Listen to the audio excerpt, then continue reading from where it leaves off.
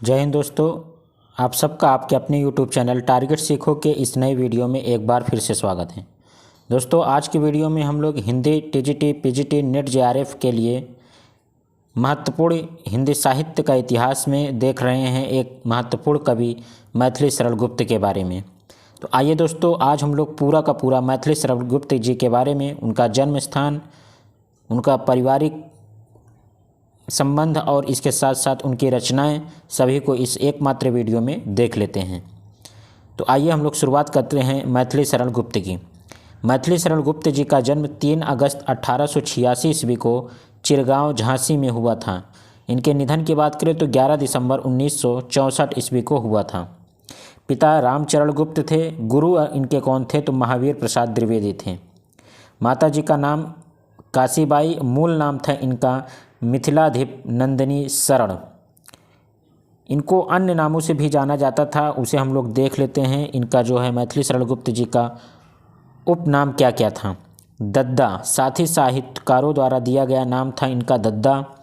कौटुंबिक कवि कहा गया, स्वयं ने यानी मैथिली शरण गुप्त ने खुद को अपने आप को कौटुंबिक कवि कहा है।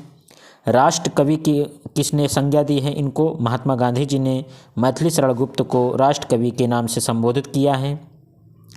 युग कवि किसने कहा है तो वासुदेव शरण अग्रवाल जी ने कहा है। आधुनिक युग का तुलसी किसने कहा है? गणपति चंद्र गुप्त जी ने कहा है। सामंजस्य का कवि किसने कहा है तो आचार्य रामचंद्र शुक्ल जी ने सामंजस्य का कवि कहा है। रसिकेंद्र उपनाम से सरस्वती में कविता भेजी थी, जिसे महावीर प्रसाद द्विवेदी जी ने संपादित करने से मना कर दिया था। हरिगीत का छंद का बादशाह इन्हें कहा जाता है। मधुप भी इन्हें कहा जाता है। अत्यानुप्रास का स्वामी भी इन्हें कहा जाता है। युग चरण हरि अयोध्या सिंह हरिऔध ने कहा है। नारी उद्धारक कवि भी इनका उपनाम है। तो ये थे कुछ महत्वपूर्ण उपनाम जो कि मैथिली शरण गुप्त जी के थे। अब देखते हैं मैथिली शरण गुप्त जी की पहली कविता कौन सी थी। तो मैथिली शरण गुप्त जी की प्रथम कविता थी हेमंत, 1905 में सरस्वती पत्रिका में प्रकाशित हुई थी। प्रथम काव्य रचना कौन सी थी? रंग में भंग, 1909 ईस्वी में थी। ये दोनों बहुत ही इम्पॉर्टेंट है, इसे आप याद रखिएगा अगर आप किसी भी प्रकार की हिंदी साहित्य की परीक्षा की तैयारी कर रहे हैं तो। गुप्त जी की कुछ काव्य रचनाएं हैं, उसे देख लेते हैं। मैथिली शरण गुप्त जी की काव्य रचनाएं। रंग में भंग 1909 में महत्वपूर्ण है, पहली है ये काव्य रचना। तिलोत्तमा 1915 ईस्वी। जयद्रथ वध 1910 ईस्वी में। भारत भारती 1912 ईस्वी। चंद्रहास 1916 ईस्वी और किसान 1916 ईस्वी। वैतालिक 1916 में। पत्रावली 1916। शकुंतला 1916 और लीला 1919। पंचवटी इनकी एक काव्य रचना है। पंचवटी 1925 में रची गई। आर्य 1925 में रची गई और स्वदेश संगीत 1927। हिंदू 1927, ये सभी 1927 की रचना है। हिंदू, त्रिपथगा, शक्ति, वन वैभव और विकट भट्ट सैरंध्री, ये सारी की सारी काव्य रचनाएं 1927 में मैथिली शरण गुप्त के द्वारा रची गई हैं। इसके बाद कुछ और महत्वपूर्ण रचनाएं हैं, उसे भी देख लेते हैं। बकसंहार 1927। गुरुकुल 1928। झंकार महत्वपूर्ण है 1929। साकेत सबसे महत्वपूर्ण है 1931 ईस्वी में। साकेत मैथिली शरण गुप्त जी की महत्वपूर्ण काव्य रचना है। यशोधरा भी इम्पॉर्टेंट है 1932 ईस्वी में। उच्छ्वास 1935। सिद्धराज 1936। द्वापर की बात करें 1936 और इसके साथ साथ मंगल घट 1937। नहुस मोस्ट इम्पॉर्टेंट है, याद रखिएगा 1940 में मैथिली शरण गुप्त जी की रचना है। कुणाल गीत की बात करें 1942 ईस्वी में। इसके अलावा अर्जन और विसर्जन 1942। काबा और करबला 1942। करबला अगर पूछेगा तो वो मुंशी प्रेमचंद की रचना है, लेकिन यहाँ पे आपसे पूछे अगर काबा और करबला 1942 में मैथिली शरण गुप्त जी की। विश्व वेदना 1942। अजित 1946। प्रदक्षिणा 1950 में रचना की गई। हिडिंबा 1950 में। पृथ्वीपुत्र 1950। अंजलि और अर्घ्य 1950 की रचना है। जय भारत इम्पॉर्टेंट है, याद रखिएगा। जय भारत महत्वपूर्ण है, मैथिली शरण गुप्त जी की रचना 1952 ईस्वी। भूमि भाग 1953, राजा और प्रजा 1956, विष्णुप्रिया मोस्ट इम्पॉर्टेंट 1957, रत्नावली 1960 और उर्मिला जो है वो अपूर्ण है, इसका रचनाकाल नहीं दिया गया। ये कुछ महत्वपूर्ण रचनाएं थी, काव्य रचनाएं, जो कि मैथिली शरण गुप्त जी की थी, जिन्हें राष्ट्र कवि के नाम से जाना जाता है। अब इनके रचनाओं के बारे में कुछ वर्ण विषय हैं, उसे देख लेते हैं महत्वपूर्ण रचनाओं के बारे में। तो जो इनकी पहली रचना थी काव्य रचना रंग में भंग 1909 ईस्वी में, यह प्रथम काव्य रचना है। बूंदी और चित्तौड़ के राजपूत शासकों की वीरता का इसमें वर्णन किया गया है। बूंदी राजस्थान में है। जयद्रथ व्रत 1910 में जो रचना थी उसमें अभिमन्यु की वीरता का वर्णन किया गया। भारत भारती एक रचना है 1912 ईस्वी में, इसमें देशभक्ति से संबंधित कविता है। इसके 3 भाग हैं, अतीत, वर्तमान और भविष्य। द्वापर एक रचना है 1936 की, पिता वात्सल्य का चित्रण इसमें दिया गया है। नहुस मोस्ट इम्पॉर्टेंट है 1940 में, पुरुषार्थ का चित्रण किया गया है। हम लोग देखते हैं अगली रचना साकेत, सबसे महत्वपूर्ण है साकेत, मैथिली शरण गुप्त जी की रचना। ये प्रबंधात्मक महाकाव्य है, इसमें कुल 12 सर्ग हैं। राम कथा का वर्णन किया गया है और लक्ष्मण की पत्नी उर्मिला के विरह का वर्णन साकेत में मिलता है। 9वां सर्ग इसमें सबसे बड़ा सर्ग है। एक रचना है अंजलि और अर्ध 1950 ईस्वी में, गांधी जी के जीवन पर आधारित रचना है। जय भारत सबसे महत्वपूर्ण है, प्रबंधात्मक महाकाव्य है। कुल इसमें 47 सर्ग हैं, महाभारत के कथानक पर आधारित हैं। रचनाओं का वर्गीकरण करते हैं हम लोग। राम से संबंधित रचनाएं कौन कौन सी थी और कृष्ण से संबंधित रचनाएं कौन कौन सी थी, उसको हम लोग देख लेते हैं इसी एक वीडियो के माध्यम से, ताकि आपकी परीक्षा में अगर मैथिली शरण से संबंधित कोई भी रचना पूछी जाए तो आप उसे बता सकें। राम जी से संबंधित कुछ महत्वपूर्ण रचनाएं जिसमें साकेत, पंचवटी और प्रदक्षिणा थी।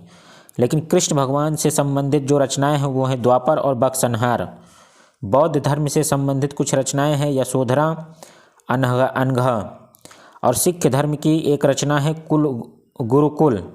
शाक्त धर्म की एक रचना है शक्ति। इस्लाम धर्म की एक रचना है काबा और करबला।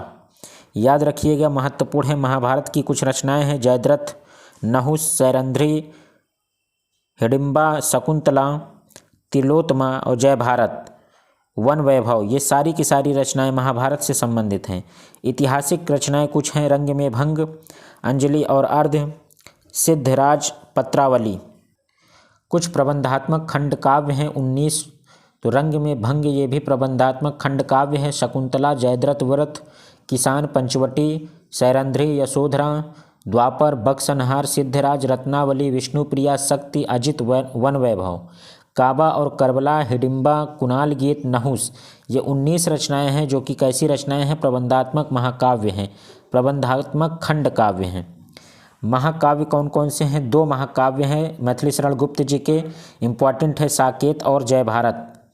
कथाओं पर आधारित कुछ रचनाएं, कुछ निबंध हैं जो कि मैथिली शरण गुप्त जी के द्वारा लिखे गए निबंध काव्य हैं। पत्रावली, विकट भट्ट, अर्जन और विसर्जन, काबा और करबला, प्रदक्षिणा, युद्ध, कविश्री, नल दमयंती। इसके अलावा निबंध काव्य हैं कुछ, भारत भारतीय निबंध हैं, हिंदू, राजा प्रजा और विजय पर्व। मैथिली शरण गुप्त जी की मुक्तक काव्य रचनाएं भी कुछ हैं, पद्य काव्य, प्रबंध, मंगल घट, दुर्दशा निवेदन, स्वास्तिक और संकेत, राष्ट्रवादी। नीति काव्य से संबंधित रचनाएं हैं वैतालिक, स्वदेश संगीत, झंकार सबसे इम्पॉर्टेंट है, विश्व वेदना, अंजलि और अर्ध, भूमि भाग, उच्छ्वास। कुछ नाटक हैं इनके मैथिली शरण गुप्त जी के जो कि पद्य में लिखे गए नाटक हैं। देवोदास, पृथ्वीपुत्र, जैनी और लीला, सीता स्वयंवर का वर्णन है इसमें। पद्य में रचित छोटे नाटक हैं अनघ, तिलोत्तमा, उद्धार और चंद्रहास। ये महत्वपूर्ण रचनाएं जो कि किससे संबंधित हैं, मैथिली शरण गुप्त जी से संबंधित हैं। मैथिली शरण गुप्त जी की कुछ ऐसी रचनाएं जो कि अनुवाद की गई हैं, अनुदित रचनाएं हैं। किस रचना का किस चीज़ से अनुवाद किया गया है उसे हम लोग देख लेते हैं, सवाल यहाँ से पूछा जा सकता है। स्वप्नवासवदत्ता 1914 भास के नाटक का अनुवाद है। गीता अमृत 1925 श्रीमद् भागवत गीता के 2 अध्याय का वर्णन है से उसे जो है अनुवाद किया गया है। दूत घटोत्कच 1955 भास के एकांकी नाटक का अनुवाद है। अविमारक 1963 भास के नाटक का अनुवाद है। विरहणी व्रजांगना 1914 माइकल मधुसूदन के योग गीत का अनुवाद है। प्रतिमा 1963 भास के नाटक का हिंदी अनुवाद। प्लासी का युद्ध 1914 नवीन चंद्रसेन के प्रबंध काव्य का अनुवाद है। वीरांगना 1927 मधुसूदन के वीर गीतों का अनुवाद। और मेघनाद वध 1927 महर्षि मधुसूदन के मेघनाद वध का वर्णन हिंदी अनुवाद है। मैथिली शरण गुप्त जी की कुछ गद्य रचनाएं देखते हैं। मुंशी अजमेरी 1973 में बचपन के मित्र मुंशी अजमेरी के संस्मरणों पर आधारित हैं। श्रद्धांजलि संस्मरण समकालीन साहित्यकारों के 6 संस्मरणों का संग्रह है 1979 ईस्वी में। महत्वपूर्ण पंक्तियां हैं मैथिली शरण गुप्त जी के, इसे आप देखिए क्योंकि ये परीक्षा में पूछा जाता है। अबला जीवन हाय तुम्हारी यही कहानी, आंचल में है दूध और आँखों में पानी, यशोधरा नामक रचना से लिया गया है। ये पंक्ति है, महत्वपूर्ण पंक्ति है और कई बार नेट जेआरएफ की परीक्षा में पूछी गई है। इन पंक्तियों को आप बहुत ही ध्यान से याद रखिएगा। दूसरी पंक्ति है, इतनी भी समझ नहीं रखती क्या अर्धांगिनी तुम्हारी, एक नहीं दो दो माताएं नर से भारी, दो दो मात्राएं नर से भारी नारी, यशोधरा से लिया गया है। प्रियतम को प्राणों के पन में हमी भेज देती है रण में, क्षत्रिय धर्म के नाते सखी वे मुझसे कहकर जाते, यशोधरा से।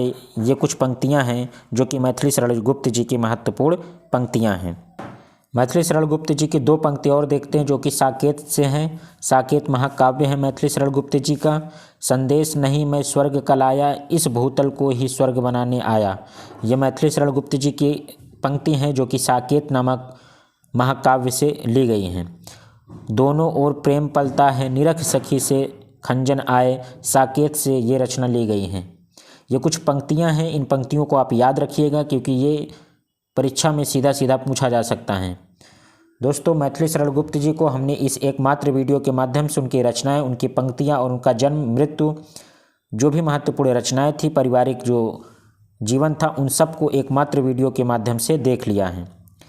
अगर आप चैनल पर नए हैं तो चैनल को सब्सक्राइब कर लीजिए। वीडियो अगर पसंद आ रही हो तो लाइक कीजिए और शेयर कीजिए, क्योंकि अगर आप हिंदी साहित्य से किसी भी विषय, किसी भी एग्ज़ाम की तैयारी कर रहे हैं जहां पे हिंदी साहित्य का सवाल आ रहा है, वहां से मैथिली शरण गुप्त जी के जो भी सवाल बनने हैं वो इसी वीडियो के माध्यम से आपको देखने को मिल जाएंगे।